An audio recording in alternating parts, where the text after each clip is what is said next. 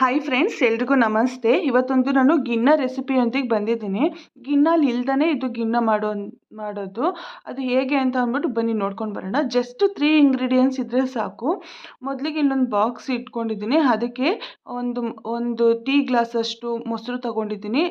Same ಗ್ಲಾಸಲ್ಲೇ ಹಾಲು ತಗೋಬೇಕು. ಅದೇ ಗ್ಲಾಸಲ್ಲೇ ಅಂದರೆ ಎಷ್ಟು ನಾವು ಮೊಸರು ತೊಗೊಂಡಿರ್ತೀವಿ ಅಷ್ಟೇ ಹಾಲು, ಹಾಗೆ ಇವಾಗ ಕಂಡೆನ್ಸ್ ಮಿಲ್ಕನ್ನು ಹಾಕೋತಿದ್ದೀನಿ.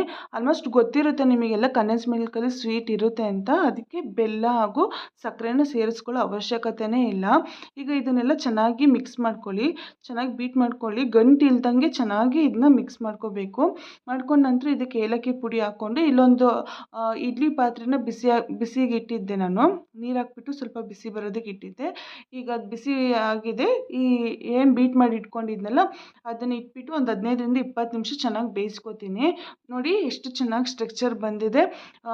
ಸೇಮ್ ಗಿನ್ನ ತಿಂದಂಗೆ ಫೀಲ್ ಆಗುತ್ತೆ. ನೀವು ಒಂದ್ಸಲಿ ಟ್ರೈ ಮಾಡಿ ಅಂತ ಹೇಳ್ತಾ ಈ ವಿಡಿಯೋನ ಎಂಡ್ ಮಾಡ್ತಿದ್ದೀನಿ.